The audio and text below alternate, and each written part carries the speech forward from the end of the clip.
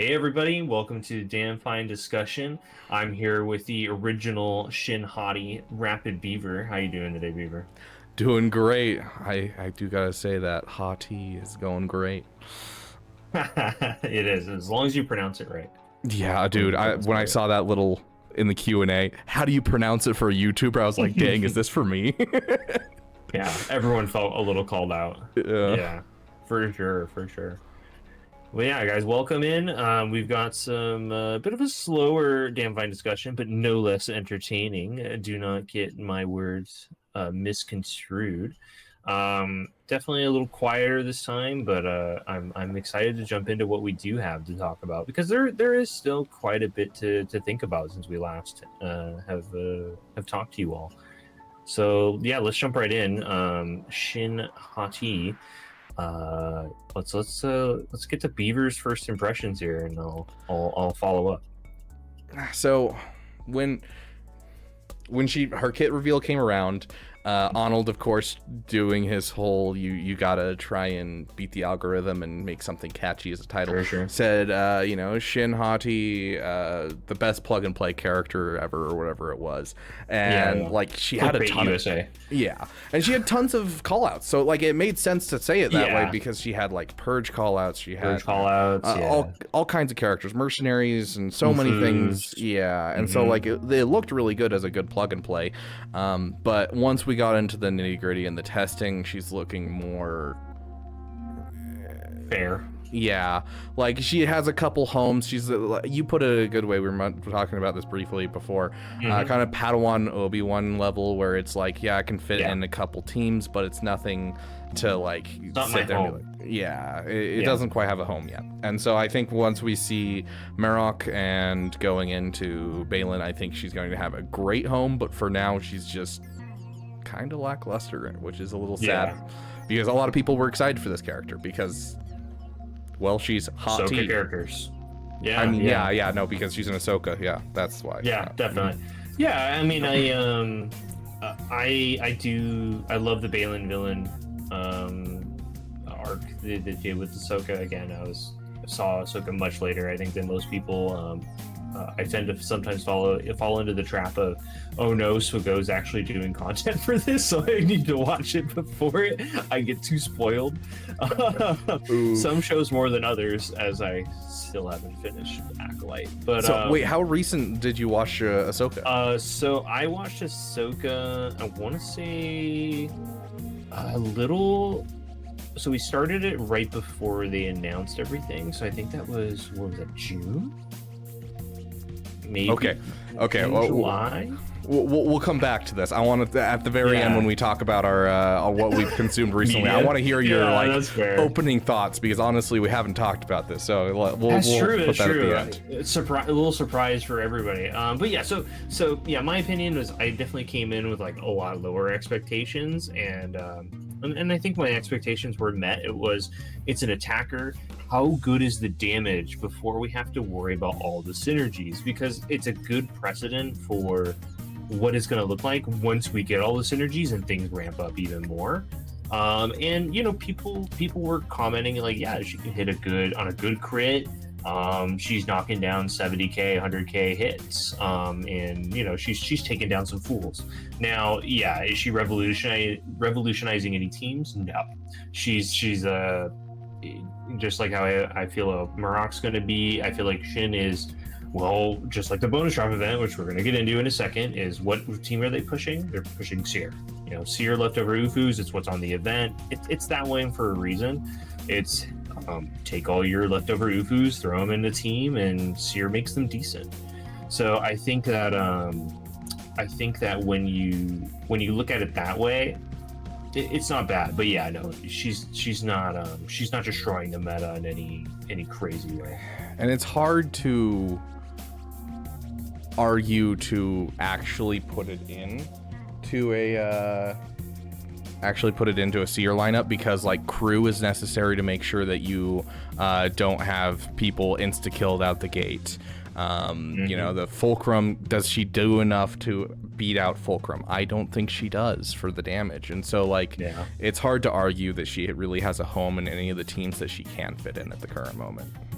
Yeah, it definitely is a.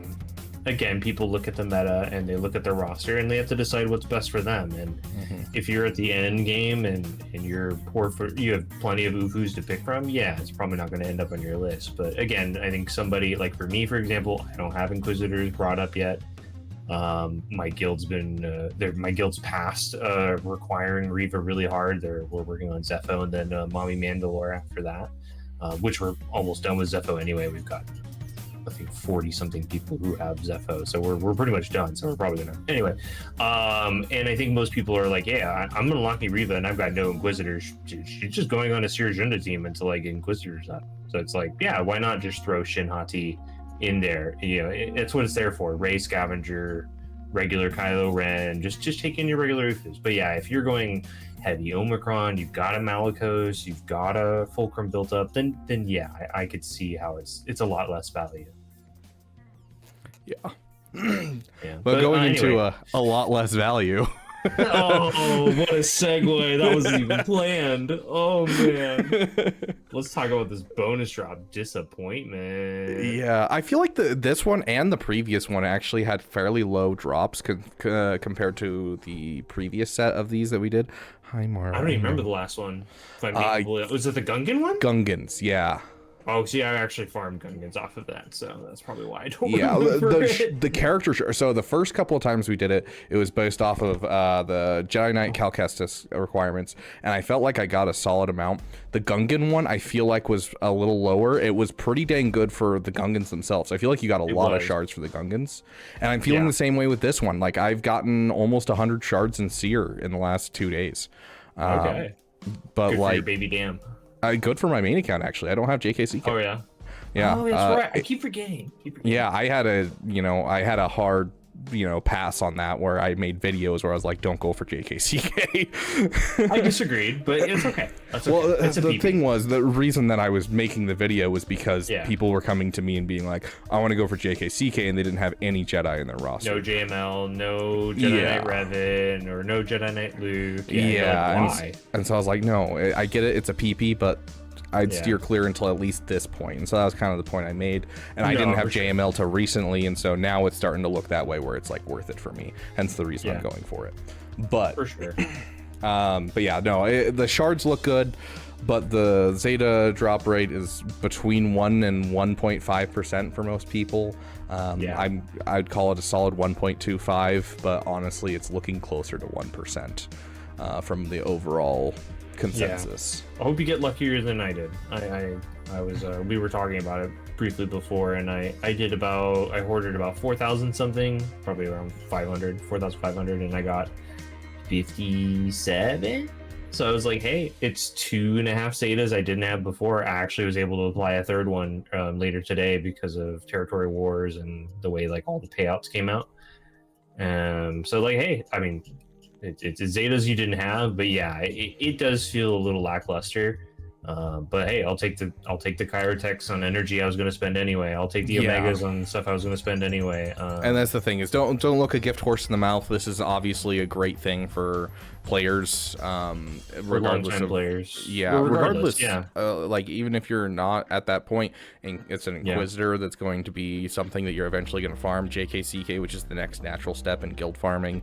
Like it has some stuff here that's going to benefit you, especially if you have a Lightspeed bundle and you don't have a Cal. Getting some Cal shards, really great. Cal's amazing on a Rey team, or on a Starkiller team. And so like overall, I wouldn't look a gift horse in the mouth, but I wouldn't overinvest either. I wouldn't drop into the 200 crystal refreshes. It's like a 5 out of 10. Like it's like cool, thanks for the free stuff, but like kind of wish it was better. Yeah. So I enjoy it. It's going to allow me to actually save up Zetas for Ahsoka, and maybe actually have some Zetas to kick over to Enoch, which would be really cool. So, well, speaking of Ahsoka requirements, Beaver, where's my puzzle?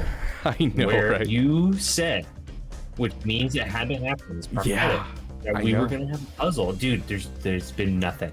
I love how they did a puzzle for frickin' Shin, and then they were like, "Oh yeah, we're gonna confirm Thrawn," and it's like, dude, you confirmed Thrawn a month and a half ago. Oh my god, yeah. Oh, I feel so much better now that it's officially confirmed to the puzzle, you know? Like, I feel,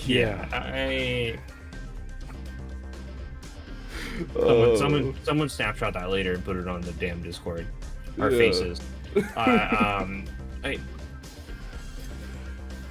hoping it's next week. Yeah. Like, beginning of October, they're gonna put something out, and it'll be the whole, like, third chunk, not just like one character. Or if it's gonna be the one character, it better be the highest one, which Fulcrum, Relic Man. Yeah. What? Yeah, we'll see what it is. I'm hoping Bo-Katan. He's thinking Fulcrum because, you know. Ahsoka. It's like Beetlejuice. We're trying to summon her. Yeah. Honestly, if they do it, they have the Beetlejuice movie coming out. They have, you know, all the light lead up to make that joke. So hey. Sure. Anyways, Meathead will go there. He'll go the distance. Yeah. Sure. No news. You know, we were talking about how there's not a lot of news. Well, no news is still news. It's definitely like, where are these wrecks? They're definitely artificially increasing, like, whether or not it's going to be easy to get Ahsoka Tano, because like we were really surprised when we were told, hey, 3 months till she comes out. We're like, oh, we have plenty of time to prepare. But now it's like, okay, we're not going to let anyone know because we'll let their, you know, squirrel brains go, ooh, let's grab that. Ooh, let's grab that. I got the time while I'm waiting for Ahsoka. And so without a rec to focus us, we're kind of just sitting here doing nothing. You're bulking up. Yeah. I'm bulking up as much as I can, but I still took the time to grab, you know, a couple characters here and there because why not? But I'm in the same boat. I'm pushing for Balin because it's way more feasible for me to look at, like, kind of like Bo-Katan. I miss Bo-Katan Mandalore, but it should be my next one after Balin now that I've decided to go for it. Where it's just like, yeah, you know, 4 characters and a 5th one in this case, of an older one. It's still a big ask for anyone who's trying to not spend too much money, but it's a lot more a lot easier of a pill to swallow than it is something like GL Ahsoka for, I think, a lot of people. Not to mention just the pure value of the characters that you're getting from it just make it so much more palpable. Yeah, this feels like I'm very, very happy with it because, like, the epic confrontations of old, we were getting things like Asajj Ventress, and you know, there was a couple characters in that one that's just like, yay, I guess. And then, like, with Malak especially, it was just like Old Republic, yay. But like Bo-Katan, you get 3 people that go on her team, and then you get one person that's an amazing team by himself. With Balin Skull, we're looking at, you know, 2 people who are amazing on their own team, 2 people who are required for the character that go with the character, and then 1 character who's, you know, maybe he's gonna get a related soon. Yeah. I think, I don't know, man. I know the community's like big hype on GL Imperial Remnant Thrawn, but it's like I just don't see it yet. I honestly think they might do a rework as well. It's hard to see right now. I think it might be 2 years from now, but I think they are leading to it, whether it's next year or the year after. For sure. We'll see. I can see it go either way.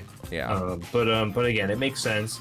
But yeah, not to mention the value of just 2 people that go on the mercenary squad, and then I'm assuming it'll have to be Balin will do something to make all the mercenary synergy affect all mercenaries or share with other mercenaries to make it make more sense, because, you know, it's one of the reasons, you know, feeding back to Shinhati is very lackluster, is there's no reason to put her with other mercenaries because she only has 1 call out for mercenaries and she doesn't share her soldiers of fortune with anyone.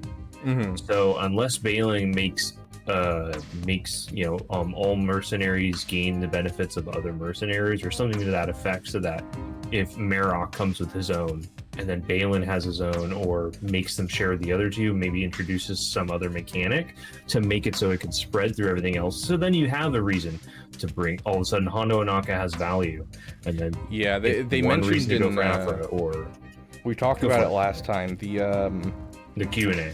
Not the Q&A, not the road ahead. Sorry. What do they call it? The community update. community update.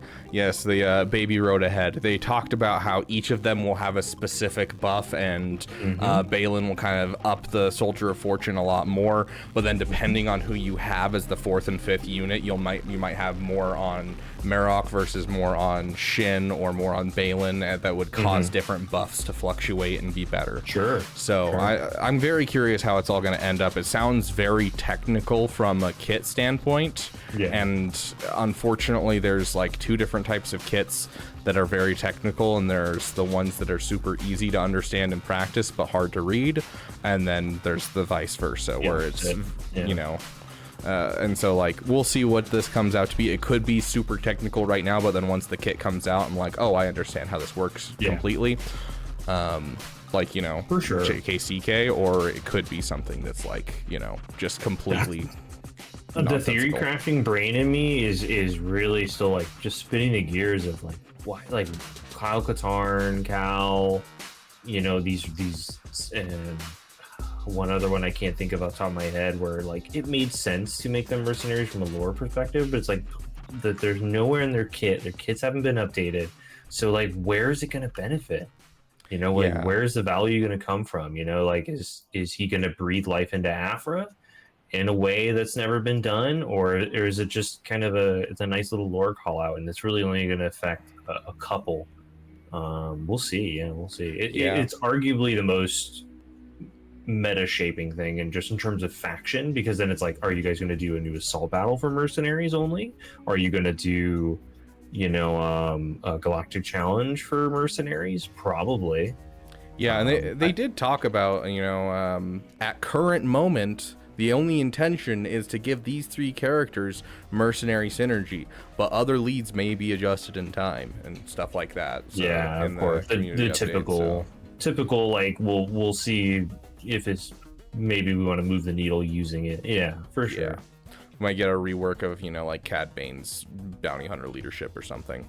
Maybe. I mean, he's decent. Hutt Cartel is definitely not the top of my list versus Dengar or like Boba. Some other characters I probably Oh, please give us a glimmer of hope for Boba. Sign of Django. Dude. My guild is pushing again for more Boba's Scions of Nothingness. And don't you need like 24 of them for row? It's like ridiculous. Yes, that is why. Yeah, like anyway, we could all complain about the characters, but again, mercenaries, they are the future of the game, just like the new Spectre team. You know, unlike Spectre though, mercenary definitely has wider implications. But yeah, we'll see how that goes.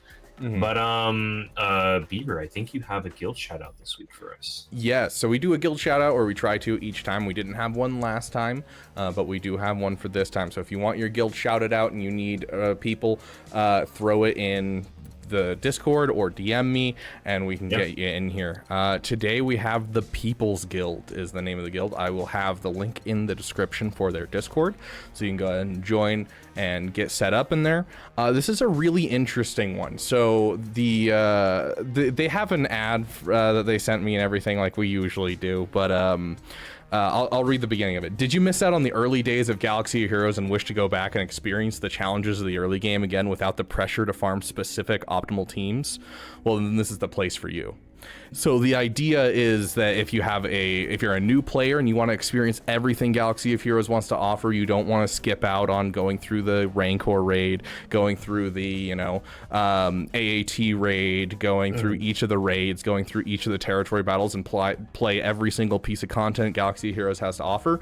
This is a good guild for you. Or if you have an alt account and you want to do the same thing and you want to kind of try out some farms that maybe aren't the most efficient, but they are going to be fun and something new and interesting to your account, then you can join this guild. And so it's a really interesting idea that's put on by another content creator. His name's Matt Master, He runs the guild with his free-to-play account, and it's primarily free-to-play accounts that are run by people that are experienced, as well as some new players. It is also 100% free-to-play only. So if you're going to join the guild, you do have to be free-to-play only. It's like their only overall requirement is they're free-to-play, and they're going through all of the basics and going slowly through the game. So if it's something that sounds fun to you, you want to go through every piece of content, and you maybe missed out on the old content, this could be the place for you.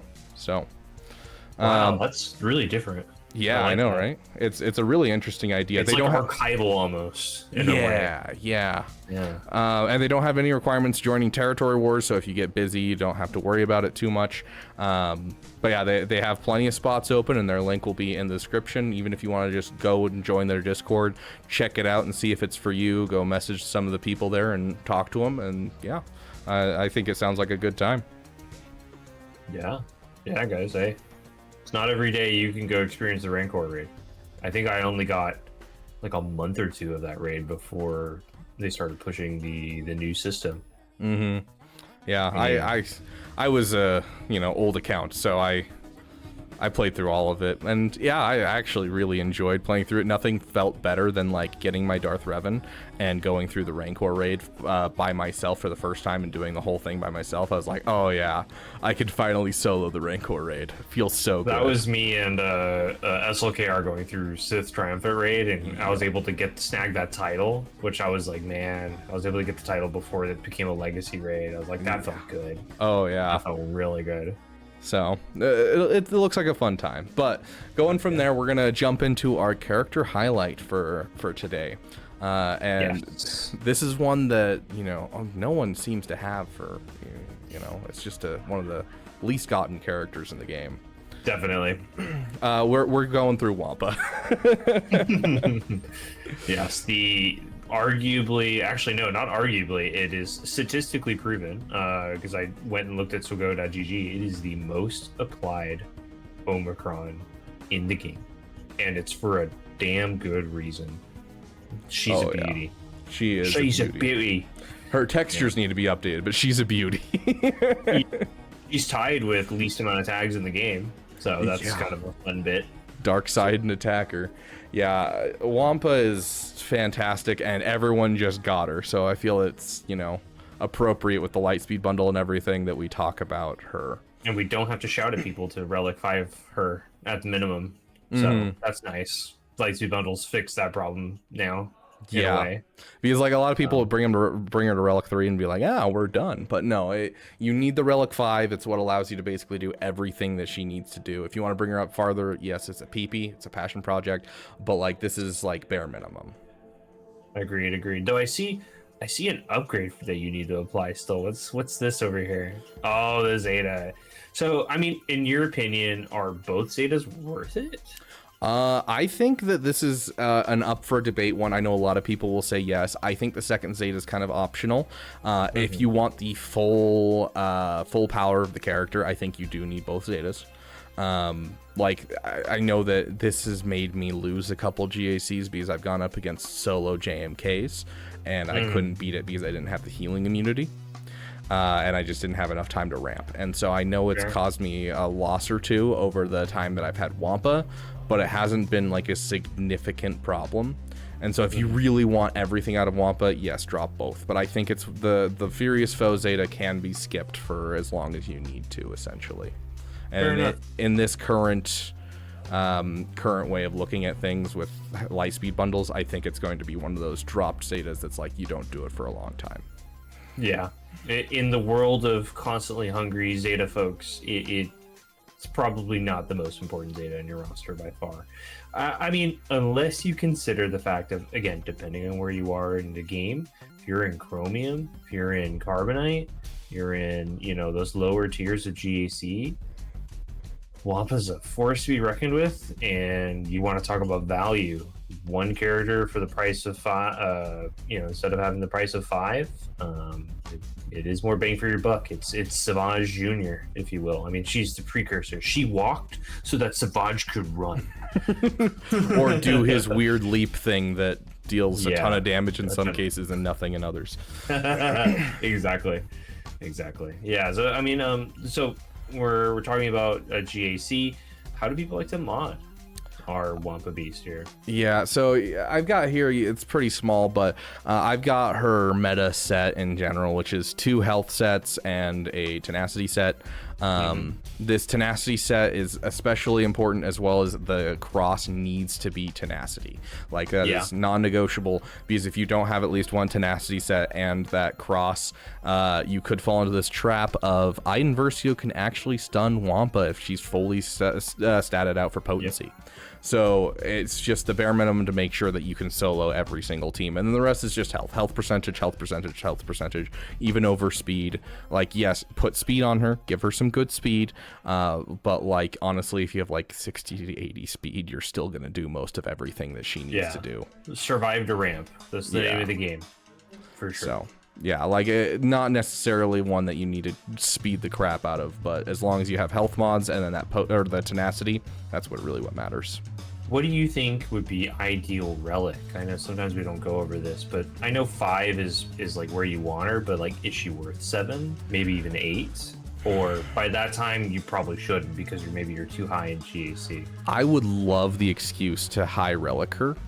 And you can pull off some stupid stuff at high relics. Like, if they don't have a high relic gas, you can take out gas almost with 100% win rate. Yeah. But you need a high relic for it, or a good Datacron. I did pull one off a couple weeks back, which was fun. Yeah. But overall, I don't think pushing her up is going to do much for you. I really wish I could say yes, go for it. Not enough of a requirement. Yeah, because like, she doesn't have a home in Kyber 1, and that's the problem. Is in Kyber 1, there's too much on defense that locks her out. If we get a extension of GAC again, we might see her come back into the meta, but for now, I think Relic 5 is where you should keep her unless she's a PP.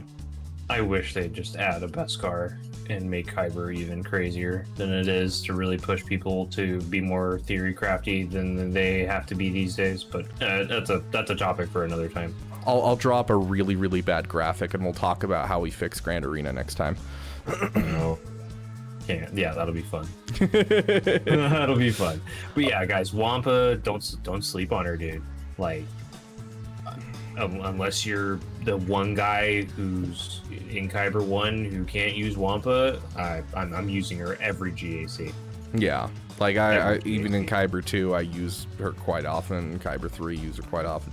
Kyber 1's really, like, top Kyber 1's really the only place that you're looking at where she's not going to have a home. Yeah, and that's, again, how percentage of players in this game are non-Kyber 1. So it's like, your Wampa's hungry, dude. Feed it every GAC to keep her big and strong. Oh yeah. So right. Who is debatably the best team comp? We were laughing about this. Yeah. It's a question we always ask about these characters. I swear, if you're putting her on a team, I'm going to just on defense. I will yell at you so badly. Her with Bane. Yeah, put her with Bane. Perfect. Wampa gains 100% tenacity. Great. If there are no other active allies at the start of the battle, then you get all of this. Please do not put her with a team. But that being said, if you're looking for a home outside of Grand Arena, you're looking for territory wars, territory battle. Yeah. Honestly, she doesn't have a lot of tags, which is the problem. And so she doesn't necessarily fit in a ton of things, but she does have ramping, and she also has good damage over time effects. And so the typical one is actually a Vader squad, and this is the Vader squad that usually you'd sub her in for one of the characters on the squad. This is I had to look for a while. This is the top teams list from Arnold way back when I started, and I looked at this. I was like, oh, Darth Vader, Thrawn, the Shore Trooper, Probe Droid, and Wat Tambora's meta. Dang, I gotta build this team at some point. All right. Back in the early days of Omicrons, I think it was even before her Omicron. You know, I believe, if I recall, this was pre nerf of Darth Vader was the reason that this was such a good team at the time. Great nerf. But yeah, so you know, with Darth Vader, he has his whole thing where dots, even if they get cleansed, they can pop right back on. And so using him with your Darth Vader is going to enhance your viability of your Darth Vader, and you can throw her with some random Empire. This is kind of the home that she's always had, is you throw her with some random characters, specifically with damage overtimes. So yeah, I could see it. You know, that and the ramping, if you don't take her out fast enough, you know, could be a problem later. If you let her get there. And the really weird niche instance, I think, is, I don't know if people are hoping for it, because it's never going to happen, at least not in GAC, is that she's the last surviving member. So that way, when you go back in, I've seen it happen once. It's the opposite, right? I had a buddy who he was in Bronzium, and he went up against a team, and it was a team of all level 1 characters and then Wampa.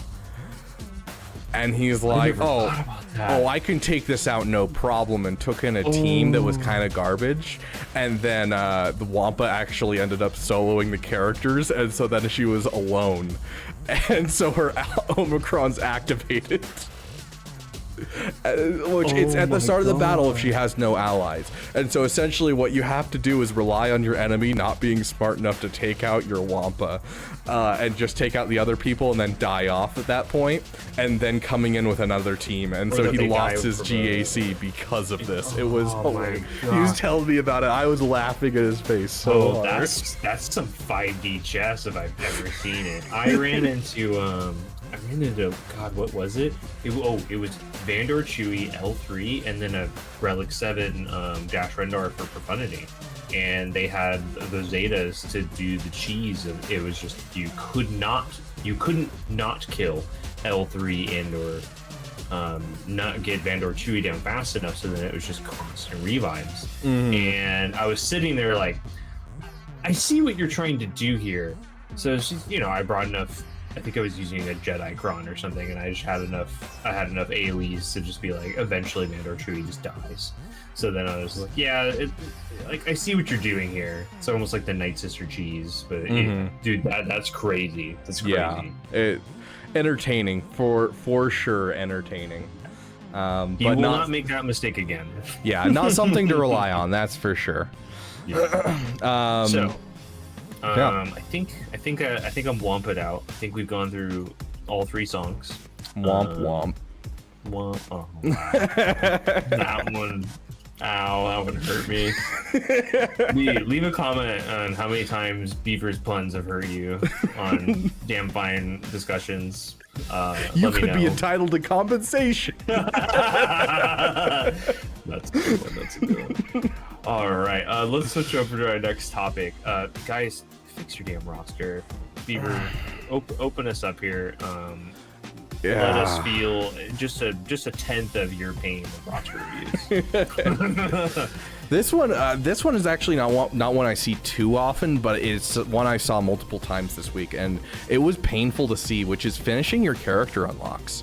Like, don't leave your characters partially done. Mara, hey, I know you're needy. I love you so much, but I need you to calm down. I'm gonna keep that one in. Okay. But like, dude, like I saw a Relic 3 JMK and a Relic 5 Ray in a roster, and I'm like, dude, finish it. Like, and he was like, ultimate? I just got JMK, and I'm like, okay, yeah, but you still haven't finished your Ray. Like, especially on a GL, Relic 7 at bare minimum, because each level they increase their max protection, max health, and of all people, Ray was Ray was one where you get more health, and more health equals more lifeblood. It's so good. So yeah, like, definitely not something you should skip out on. Make sure you're taking your characters up to solid Relic levels. Bring your, Darth Revan up to Relic 5. Bring your characters that are integral to teams to Relic 5s. Especially if they belong on a GL team. Especially if their home is going to be on a GL team. There's a certain amount of minimum you need to do. Yeah. I was picturing a JML Relic 3, so I was laughing while you were talking earlier, sorry. And I was picturing like a Relic 3, and I'm like, why doesn't he do a lot of damage on his special? Just like, It's crazy. It's almost like it scales off of his Relic level because of protection. Yeah. So finish your character unlocks, guys. Yeah, and that goes for meta fleets as well. Please relic your BAMs. Legendaries. Yeah, like, Yeah. Afra, if you got Afra, do not leave Afra at, like, you know, Gear 10. I am currently actively working on Afra getting her up to Relic level. I'm not leaving her at Gear 10. Please don't. That event is too painful to not finish your investment. Yeah. No. One piece of gear per Hondo attempt. Yeah. You'd be fine. Relic 9 instantly.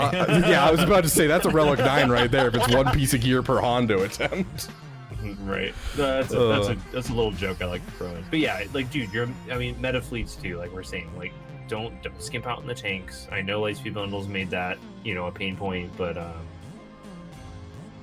yeah, I know one example of like what happening in my roster. It's Gas Lightspeed bundle, great. I've got all these Galactic Republic people at relics I didn't before, but it's like, am I gonna leave them at Relic 3? Well, the goal is no.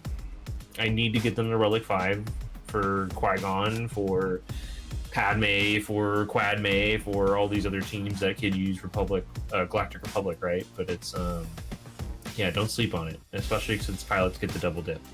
And speaking of fleets, yeah, check your fleet defense.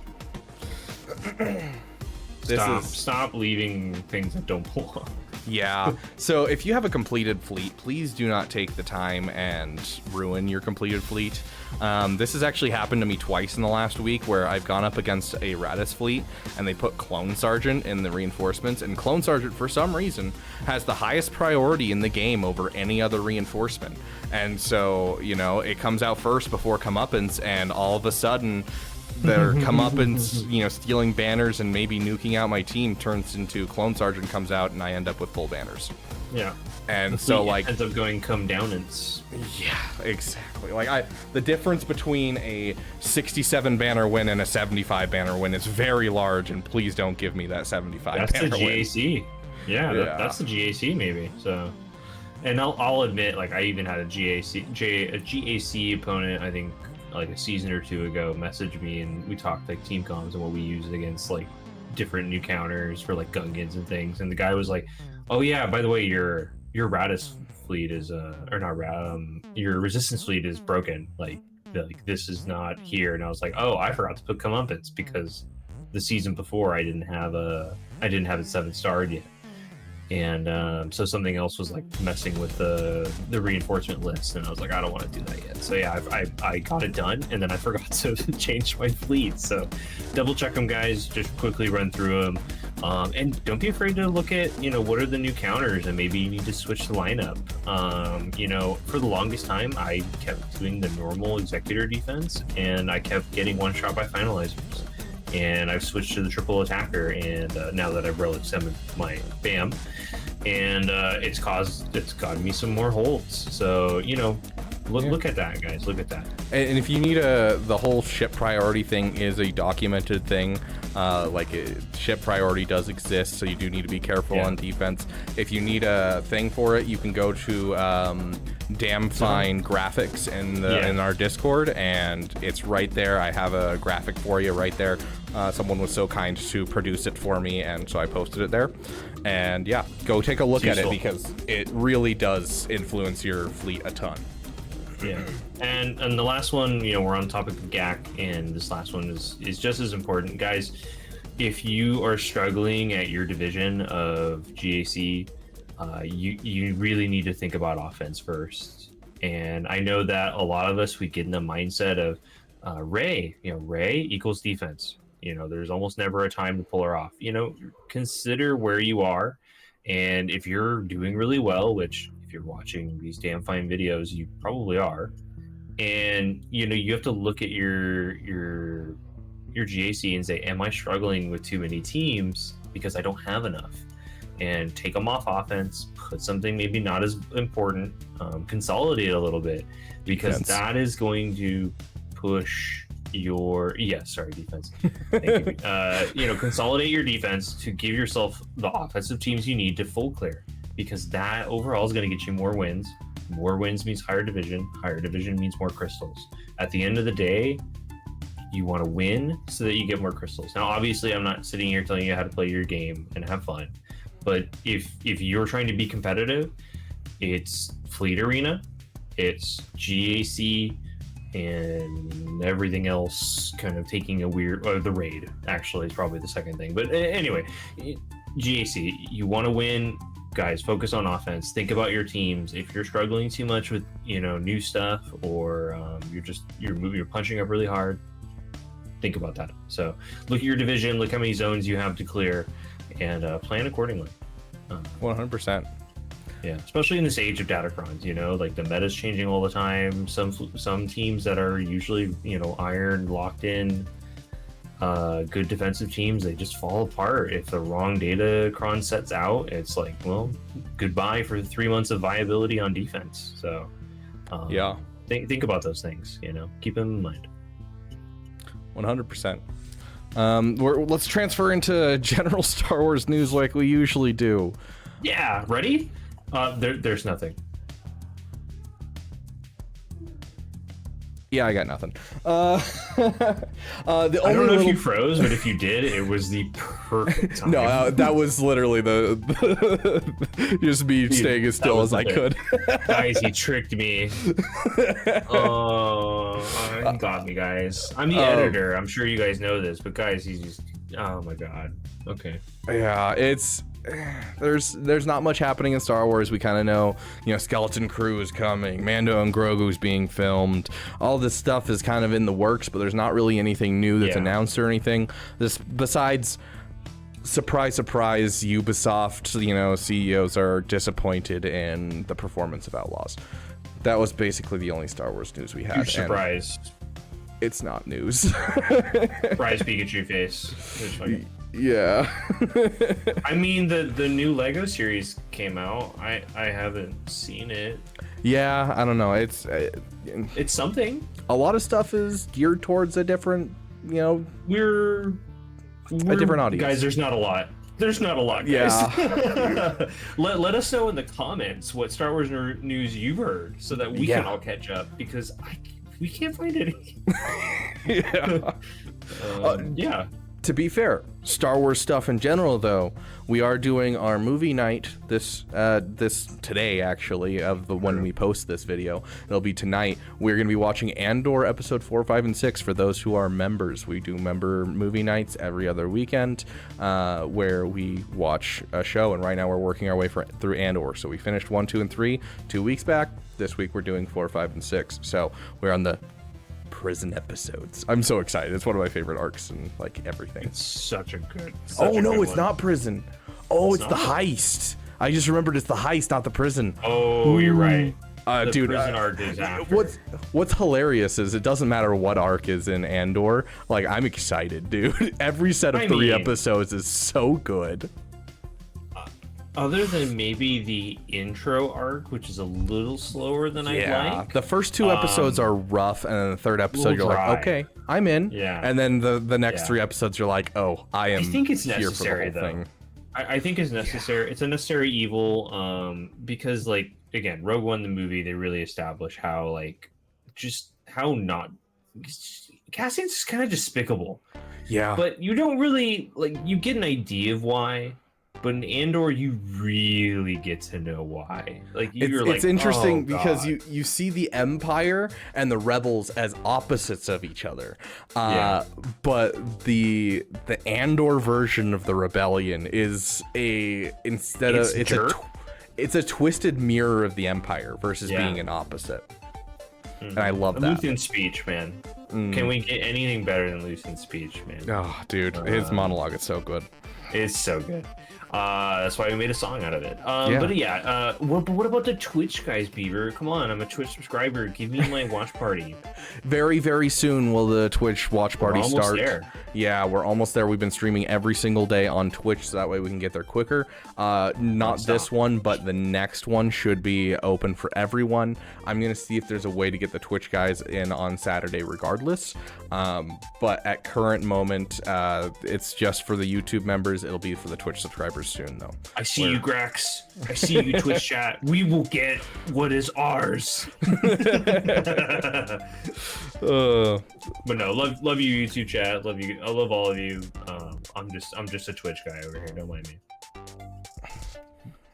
But what else? I mean, come on, give me. What about some video hype? You got any videos in the works for? I mean, it's for the us to get same one we excited about? mentioned last time. I gotta be honest. I had some stuff come up, some video projects I'm working on and things in the background that I had to work on, and so the mega collab is still in the works. I have everything that I need. Last time I mentioned that I was. Yeah. Last time I mentioned I need a couple more creators. Specifically, there was one, Arnold, who was on vacation, and so I didn't want to bother him, and got at minimum to be replied to. yeah, exactly. That's the joke in his community sometimes. Yeah. So I got an answer from him and the last couple of people that I had on the docket, and so we will have a mega collab video with advice from all of the content creators coming very soon. So I'm very excited for that video. Yeah, I'm excited for it as well. Last up, we got our Q&A section, which this last time was a little empty. This time, very full. So thank you guys. Yes, thanks. We get members from our YouTube community and Twitch community. Members and subscribers can ask questions here at the end, and so we have quite a few. And I think the first one, I think we should start with a silly one. Was the matter came in with what's your favorite type of chips? Yeah, I love these random ones, guys. Like, I really do enjoy them because we have optimal questions, efficiency questions, trying to get the most out of your game, which we love. We're here to play this life, but it's also really funny to be like the burger one from a couple sessions back that made me laugh. Oh yeah. So no, we love these guys. Don't feel free to throw in those screwballs, those left hooks. Favorite type of chips for me, it's gonna be Cool Ranch Doritos. It's gonna be Cool Ranch Doritos. I think I could any day of the week, anytime I could pop open a bag of those and have a good time. I think that's my go-to chip. This is a hard one. I feel like by necessity I have to say nacho cheese Doritos. Because Did I steal your guess, by the way? Because we didn't go over this one. No. I actually not a big fan of Cool Ranch. The reason this is hard is because I really like Fritos in general. I'm a weird guy that just really likes corn chips. But I mean, chili cheese Fritos are good. Yeah, you're not wrong. I'll give you that. I don't know if you've ever done this, but you take a bag of Doritos, you crush it up, just sprinkle some cheese, some lettuce, and then taco meat into the bag, and then just eat it with a spoon. Yeah, walking tacos is what we called them. I don't know what everyone else calls them, but delicious. And then the Locos Taco over at Taco Bell, I always go for it. Just great chips in general. It's usually my go-to for parties. If I'm going to a party, I bring nacho cheese. It's a classic. You can't beat it. It's hard to beat. Yeah. And I'm from California originally, and we do that all the time. You get hot queso drizzled in there, and I know it's such good street food. Or supreme nachos, where you're just you're doing poor man nachos, you're sprinkling cheese on top and throwing it in the microwave, but use Doritos instead of chips. God, now I'm just getting hungry. So that's the only bad part about these questions. One of our questions, of course, is from Trash Compactor, and it was quite a lengthy one. We read through it, and we like the idea for it, but we're going to make it into a video just because it's going to be a very lengthy thing. So we think we might as well just make it into a video. So stay tuned. We'll make that a video and get it out to you. The question is, how do you get relic scrap materials? How do you best use your currencies and that type of thing for that? So we'll have that video out here in the next week or so. Yeah, how to be efficient, but also be really effective with what currency you're getting. How to make use of it. Jumping into a little bit more of a silly one again. Not so much silly, but it ends a little silly. Was I into any sports as a young Beaver in high school? I think this goes for both of us. Did we play on any teams? And will YouTube fix their gifting? To give context, this is Apple E. We tried to get him we tried to get him a membership for his birthday this last week, and I set a bounty out to be like, oh yeah, if anyone successfully gifts him a membership, I will let them choose an emoji for the channel. And unfortunately, it didn't work. It's a even good after goal. A long time of like I was contributing as well, trying to match. Insane the amount of memberships that were given out. You guys were really generous. It's really appreciated. But yeah, he didn't get it. It breaks my heart. Yeah, him, Trey, Caleb Wheeler. I don't know how any of them didn't get it, but regardless, was I into sports in high school? So in middle school, I played football, and I did swimming. And then going into high school, they converged on their timing of when they are, and so I had to choose one or the other. And so I ended up swimming. So I was a swimmer in high school. I've always loved swimming, and I always loved the idea of me getting in a pool because I'm a bigger dude and going up against someone who's skinny and just absolutely demolishing them because they have no idea how to move through the water. It's always been one of my favorite things. What are you talking about? You're a beaver. You beat the crap out of them because you know how to swim, bro. Yeah, exactly. And I build a dam in their lane. Exactly. Yeah. You were playing MOBAs before MOBAs were even born. Look at you. How about you? Were you on any teams in high school? Yeah, so I was track and field guy. I like distance running. Though I did do the half mile. That was like my weird specialty on our team. For context, usually the mile or like the 3 or 4 mile is like usually what track and distance runners would do, be the sprinters that would do the half mile. But I just had the right speed, the right gait. So my coach was like, yeah, you consistently place higher than some of the sprinters. Because for the sprinters, it's just a little too much for them because they're used to doing like the 100-yard dash or like these other ones. So it was this weird like hybrid. Other than that, I just did a lot of choir. I'm locally trained, so that kind of just fed into my my singing, my love, my hobby. So yeah, no, between those two, bit more than busy. Yeah, track and field, that was me. Mostly long distance running. Fair enough. Yeah. Deep Beaver lore today. Yes. So I'll pick next one here. I wish there was one for talking about our favorite soda, but there isn't. So this one was a question from John Bryan, and their question was, when is it worth to stop and farm the new upcoming Night Sister team? They've got a fully relic Night Sister squad of the old team, the Talzin. Is it worth it to pivot and farm the new ones? They seem like game changers, more so than Gungans, and more accessible. You could farm just 2 or 3 of them and potentially have a GL killer team.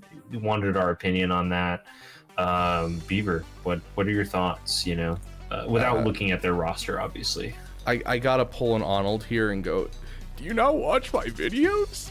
Yeah, I made a video about this a couple weeks back, but honestly, I think that they're one of those ones that I'm not going to say drop everything and farm, and especially for new players, I don't think they should farm them early on, but this is one of those teams that, like, if you're running a free-to-play account, you have a couple GLs, get them in the next year or so. If you have the Night Sister Lightspeed bundle, be slow farming them right now. Don't drop extra refreshes in, but do, when they start becoming shard farmable, start going for them, especially with the Morgan Elsbeth being in Cantina that they just announced and dropped.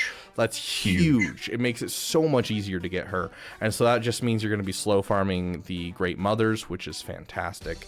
Like, I think this is just an automatic no-brainer. Yes, go if for you them. Qualify for those conditions. Yeah. If you have the Lightspeed bundle, it should be on your list. Now, do I think you should drop everything for it? No. Finish your current farms, be slow farming it, and then when you have some time, throw it into your farms. Yeah, I agree. I think unless you're rushing Balin, which if you're rushing Balin, you're already probably in a certain category of the game. You probably have an idea of what you can and can't do. It'll be a nice segue, like you said. It's like you got Night Sister Lightspeed bundle, so slowly get into it. Like they said in the question, 2 characters and you have a GL killer team, and then you're almost more than halfway to Balin Rex. Just get yourself a Relic 7 Thrawn, and then ask yourself, well, what are the nodes for the rest of the mercenaries? And obviously you have to see how the mercenaries do. But that could be a really easy lean in for a PP maybe, if you like Balin, if you like Night Sisters. it's a good one to go for sure. Yeah. I mean, so I think that with the Night Sisters, I think it's a no-brainer. You're gonna have to go for them. Yeah. Do I think that you need to jump immediately into Balin? I don't know yet. We'll see. Yeah, we'll see. Yeah, could I'm be gambling, a great PP. just like you're gambling on Ahsoka. Yeah, I'm gambling on Ahsoka hard. Dude, I love how Ezra's kit looks. I can't wait. Oh yeah. Oh, I know we talked about it in the last one because that's when we were talking about Ezra a bit more, or no, two damn fine discussions maybe, and yeah, I'm so excited to throw him in Jedi comps and other comps and just see how it runs. Super stoked for them. Yeah. This next one is also from John Bryan, and it's going to be not a huge one we spend a ton of time on, but it's just a question about his account, which is I can either Zeta Finn Lead and Zori, 2 Zetas, and Omicron her. She's at gear 9. My resistance is all relict. Or I could use Zetas and Omis on Krex with him at gear 10 and all Phoenix at gear 12 currently. The other option would be Relic 3 Marin Omi or a Territory War Omi for my guild, like Relic 5 Mara Jade. I think there's an obvious answer for me. I agree. Yeah, the Finn Zori team, 1, 2, 3. Yeah, we have Zori. Yeah, no, it's Zori. Too bad. There's no 1, 2, 3. It's true. It's true. Yeah, it's Zori. Yeah, I even at gear 9, I had mine at gear 9 for literally ever, and I would still get holds in Kyber 3 and Kyber 2 with a gear 9 Zori. It's just, it can't be beaten. Now, do I think you could skip out on the Omicron for now and maybe move that Omicron over to your Marin? I do think that's a possibility if you already have all Zetas on your Night Sisters.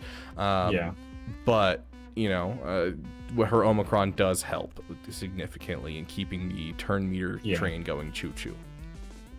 Agreed. I think Night Sisters is one, the Talzin version can wait a bit longer than a lot of other teams. These days, a lot of teams do need those relic levels to be viable in almost all game modes. And Night Sisters is the one that can get away with it. It does still require a lot of Zeta investment. So again, if your Lightspeed bundle Zeta poor, I wouldn't really invest all that much in them. Period. So again, it depends on your roster. And I don't know about you, Beaver, but I'm the opinion of unless Phoenix is at relics and they're fully ready to go, I don't feel like Krex really has the same oomph as you can get away with a lower gear Krex if the rest of them are relics. Yeah, it's just like Zori. If you have relic Phoenix, you can do a ton with a low gear Krex, but without the relic Phoenix, you're severely limiting what they can pull off. And so I would just call it kind of there and just be like, oh, this is a solid team, and I'll invest into it when I can. I think it really boils down to, for Phoenix specifically, is because they all have to share with each other, and you need the bulk of the team, especially the ones that are defending the more squishier members like Sabine and Krex. You need them to be a certain point to defend them long enough to get the train rolling on Krex, because Krex, while obviously still sharing with everybody, he really is the linchpin that holds that team together now these days. Oh yeah, 100%. The moment he dies, all of a sudden they can't assist anymore, it falls apart. Yeah. But that's it for community questions. Thanks, you guys. Those were great. Again, don't stop asking questions, and we'll try to answer everybody. We haven't had to cut questions yet, so keep them coming, guys. But let's switch gears. Let's do just a super quick Star Wars media. I know we talked about the Ahsoka show and me and my thoughts. We'll talk about Ahsoka next time. We can talk about it next time. That's fair. That's fair. Gotta hype you guys up. I'm leaving now. Yeah. But speaking about update on Star Wars media, I am curious. Have you gotten any farther in the book? Nope. Not a lick. Not even a morsel. Yeah, I've been working too much. I really haven't had any. Sometimes I'm able to listen to it on the way to work, but it hasn't happened the past couple times. I've been way too busy. I'm real life just ramping up for the holiday season. It's getting a little crazy where I work. So fair enough. Yeah, I've been. So no, not for me. This game is where I spend all my free time. Yeah, fair. I'm hard side-eyeing. I hate that I just used side-eyeing in a conversation. I am very interested in playing Empire at War again, so I might pick that up during these next 2 weeks and play a little bit of that. Which one is that? Sorry, I don't know Empire at War. Empire at War, it was a 1v1 game, but it's an RTS. And so it's essentially... think of Star Wars Battlefront 2, the old one, where you have the Galactic Conquest map. Yep. Except it's an RTS. And so you're building yourself a fleet, and you go into these fleet battles, and it's really, really cool. It's one of my favorite RTSs I've ever played. The ground combat was absolutely atrocious, but they did add a button where you could agree to auto it, and it would just automatically do it in the background and be like, okay, you won, good job. Or, you lost, sorry. And I appreciate that a ton because the ground combat was awful. But the fleet combat, like, you could have your bombers target, you know, the engines on a ship, on a capital ship, and then it would be dead in space, and so then you would have more time to attack their main base, or you could have them attack the hangars, so that way they couldn't spawn more TIE fighters, and and like there was nebulas you could hide in that would dismantle, disable your shields while you're in them, but it would make you invisible to their sensors, so there would be a fog of war effect on all of your units that are in there, and so you could ambush people. Like it was really, really cool and really well done for the space combat. And there's a lot of really cool mods. Like there's a mod that makes it so that way it's Republic and CIS. There's an entire mod called Thrawn's Revenge that's supposed to be like taking place with the Thrawn trilogy and adds in a whole bunch of units and UI changes and stuff. Like cool. Yeah, really cool stuff for the game. But overall, I really enjoyed it, and I haven't played it in a while, and I'm thinking about getting back into it. So we'll see. Maybe find a way to stream it. Yeah, then again, we might end up just next time on this next Damn Fine discussion talking about a whole bunch of Ahsoka news. Hopefully it's coming out, as well as I'm going to FanX, so if I meet C-3PO, you bet your bippy that I'm going to sit here and tell you about video. That. Yeah. Do it. Like, we're going to talk about my experiences in Star Wars stuff in the next week. Yeah. Oh, for sure. Again, it's there's going to be lighter weeks. We got more community questions. It all works out. So thank you guys. I think that about does it for our Damn Fine discussion. Let us know, again, what you liked, what you appreciated from this, what you didn't like. Again, we want to hear feedback from you guys. We want to know how we can improve your enjoyment of Star Wars. And with that, we'll see you guys. And use promo code Worcestershire in the comment section to get a heart emoji from me, just to show that you have finished the video. Yeah, and if you add on a Wampa, I will reply to it with Wanawanga. Perfect. Thank you guys, and we will see you guys in the next video. Have a good one, guys.